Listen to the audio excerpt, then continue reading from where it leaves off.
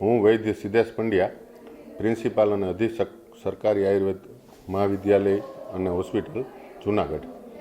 અમે હાલમાં આયુષ મેળો 2026નું આયોજન કરેલ છે, જેનો મુખ્ય ઉદ્દેશ છે કે યુવાનોમાં આયુર્વેદનો સાયન્ટિફિક પ્રચાર અને પ્રસાર.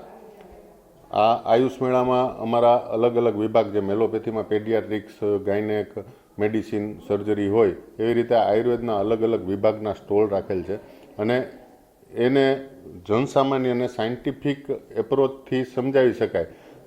બાકી જનરલી લોકોમાં એવી માન્યતા છે કે દેશી દવા એટલે ઉકાળા અને ફાકી, પણ ખરેખર એવું હોતું નથી. અમારામાં પણ સર્જરી થાય છે, અમારામાં પણ ચશ્મા ઉતારવાની ટ્રીટમેન્ટ હોય છે, અમારામાં પણ હરસમસા ભગંદરની ટ્રીટમેન્ટ હોય છે, અમારામાં પણ ઇન્ફર્ટિલિટીમાં એક્સલન્ટ રિઝલ્ટ મળે છે, અમારામાં પણ કોરોના પછી થયેલા એવિયન એટલે એવાસ્ક્યુલર નેક્રોસિસ કે જેને ગોળો ઘસાઈ જવાને કહીએ છીએ, એ વગર ઓપરેશનને મટતા હોય છે. તો જે લોકો આ મેળામાં આવે તો એ અમે ટ્રીટમેન્ટ અહીંયા કેવી રીતે કરીએ છીએ, કરી રહ્યા છીએ અને કેવા રિઝલ્ટ છે તેનાથી અવેર થાય, અવગત થાય. એ આ મેળાનો મુખ્ય ઉદ્દેશ, એક મુખ્ય ઉદ્દેશ એ છે. બીજો મુખ્ય ઉદ્દેશ એ છે કે આપણે જુનાગઢ શહેરની બધી કોલેજને આમંત્રણ આપેલા છે અને ઘણી બધી કોલેજ આ 3 દિવસના મેળામાં શેડ્યુલાઇઝ કરીને વિઝિટ લેવાની છે.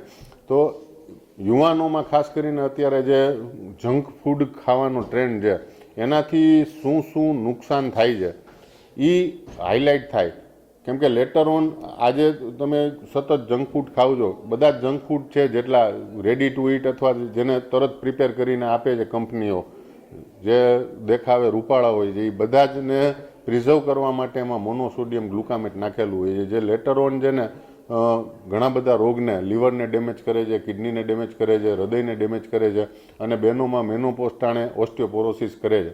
તો એનાથી કેમ બચી શકાય, અથવા તો એ માની લો કે કોઈ વર્કિંગ વુમન છે તો એના માટે ઘણી બધી જંક ફૂડ અથવા તો પ્રિપેર ફૂડ છે એ અનએવોઇડેબલ છે, એને કરવું જ પડે. એ નોકરીના સમયમાં એવી રીતે એ રસોઈ માટે ટાઈમ ન કાઢી શકતા હોય તો એને એ કરવું જ પડે. તો એ કરીએ, એ લેવું જ પડે એવી કન્ડિશન છે, તો ત્યારે કેવી રીતે એની સાઈડ ઇફેક્ટ સૌથી ઓછી થાય એ એક્સપ્લોર કરવાનો છે ને આ મેળાનો મુખ્ય ઉદ્દેશ છે.